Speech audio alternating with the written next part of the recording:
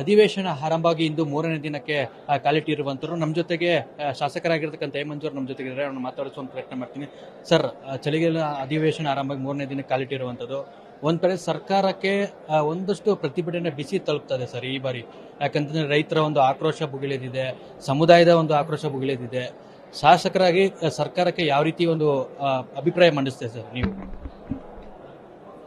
ನೋಡಿ, ಇಲ್ಲಿ ಚಳಿಗಾಲದ ಅಧಿವೇಶನ ಬೆಳಗಾವಿಲಿ ಮಾಡ್ತಕ್ಕಂಥದ್ದು ಏನಕ್ಕೆ ಅಂದರೆ ಈ ಭಾಗದ ಸಮಸ್ಯೆಗಳಿಗೆ ಪರಿಹಾರ ಕಂಡುಕೊಡ್ಬೇಕು ಅಂತ ಹೇಳಿ ಇಲ್ಲಿಗೆ ಬಂದು ಜಾಸ್ತಿ ಪರಿಹಾರ ಮಾಡೋದಕ್ಕೆ ಸಾಧನೆ ಆಗ್ತಾ ಇದೆ. ಇಲ್ಲಿ ಪರಿಹಾರ ಕಂಡುಕೊಂಡು ಕಬ್ಬಿನ ಬೆಲೆ ಗಲಾಟೆ ನಡೀತಾ ಇದೆ. ಕೇಂದ್ರ ಸರ್ಕಾರದ ಮೇಲೆ ಹೇಳ್ತಾರೆ ಇರೋದು ಇಲ್ಲಿ ಕೇಂದ್ರ ಸರ್ಕಾರ ಕೊಟ್ಟಿದ ಮೇಲೆ ಅದ್ರ ಮೇಲೆ ಎಕ್ಸ್ಟ್ರಾ ಕೊಡಬಾರ್ದು ಅಂತ ಏನಿಲ್ವಲ್ಲ, ಇವರಿಗೆ ಕೊಡ್ಬೋದು. ಕಬ್ಬಿನ ಮಾಲೀಕರು ಏನಾಗ್ಬಿಟ್ಟಿದ್ದಾರೆ ಅಂದರೆ ಎಲ್ಲ ರಾಜಕೀಯದ ನಾಯಕರುಗಳಾಗ್ಬಿಟ್ಟಿದ್ದಾರೆ, ಆಲ್ ಪಾರ್ಟಿಲೇ ಇದ್ದಾರೆ. ಸೊ ಅದರಿಂದ ಅವ್ರಿಗೆ ರಕ್ಷಣೆ ಮಾಡೋದೇ ಕೆಲಸ ಜಾಸ್ತಿ ಆಗ್ತಾ ಇದೆ ಹೊರತು ರೈತರಿಗೆ ರಕ್ಷಣೆ ಮಾಡ್ತಕ್ಕಂಥದ್ದು ಕಾಣ್ತಾ ಇಲ್ಲ.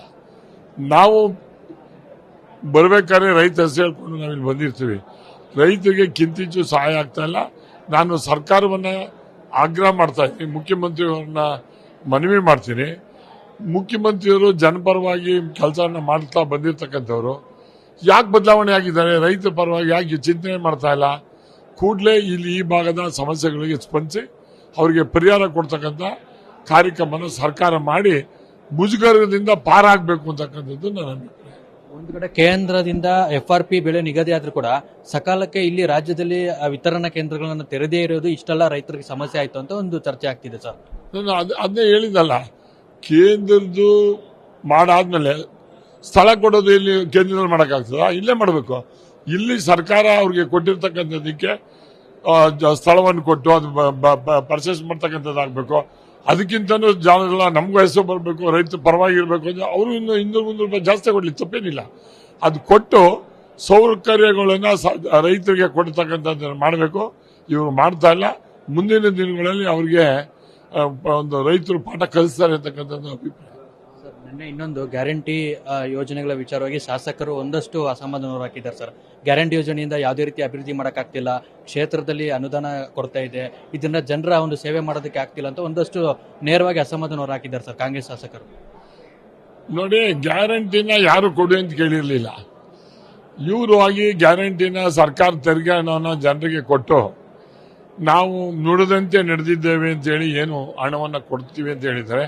ಅದು ಕೂಡ 3 ತಿಂಗಳು 4 ತಿಂಗಳು ಯಾವ್ದಾದ್ರು ಎಲೆಕ್ಷನ್ ಬಂದ್ರೆ 6 ತಿಂಗಳಲ್ಲಿ ಆವಾಗ ಹಾಕ್ತಾರೆ.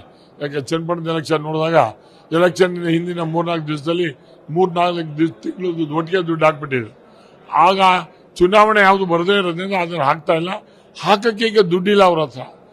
ದುಡ್ಡು ಭಾರಿ ಮುಖ್ಯವಾದದ್ದು. ಇವತ್ತು ದುಡ್ಡನ್ನ ಸಂಗ್ರಹಣೆ ಏನ್ ಮಾಡ್ತಾರೆ, ಎಕ್ಸೈಸ್ ಇಂದ ಜಾಸ್ತಿ ಸಂಗ್ರಹಣೆ ಮಾಡ್ತಾರೆ.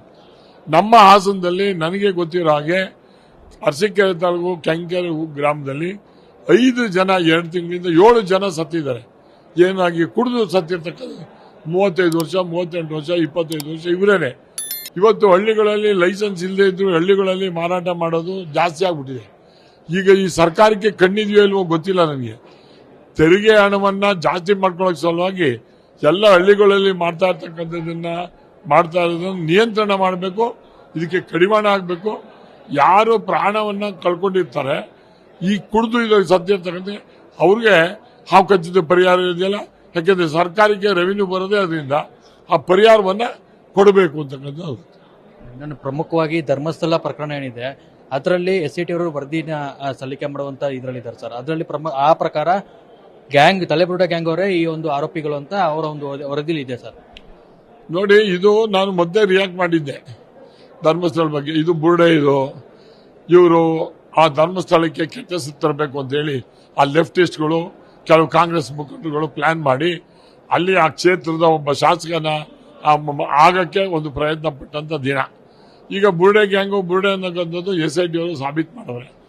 ಈ ಬುರುಡೆ ಹಿಂದೆ ಯಾರಿದ್ದಾರೆ ಅನ್ನೋದು ಭಾರಿ ಇಂಪಾರ್ಟೆಂಟ್.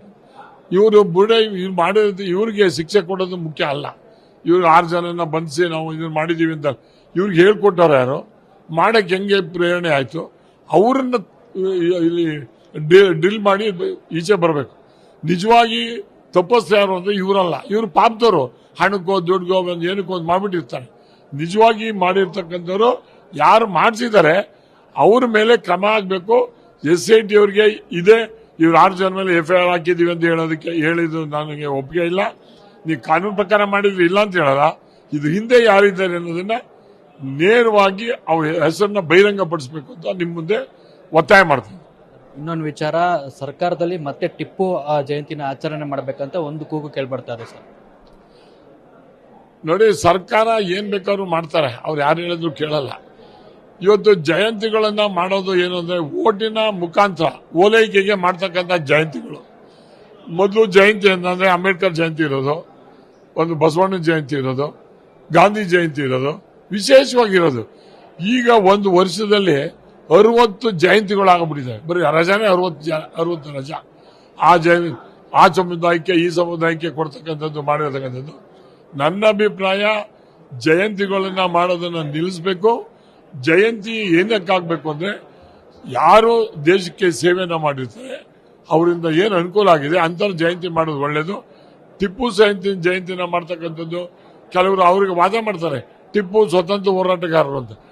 ಟಿಪ್ಪು ಸ್ವತಂತ್ರ ಹೋರಾಟಗಾರ ಅಲ್ಲ. ಟಿಪ್ಪು ಬ್ರಿಟಿಷ್ ವಿರುದ್ಧ ಹೋರಾಟ ಮಾಡುವ ನಟ್ಟೆ.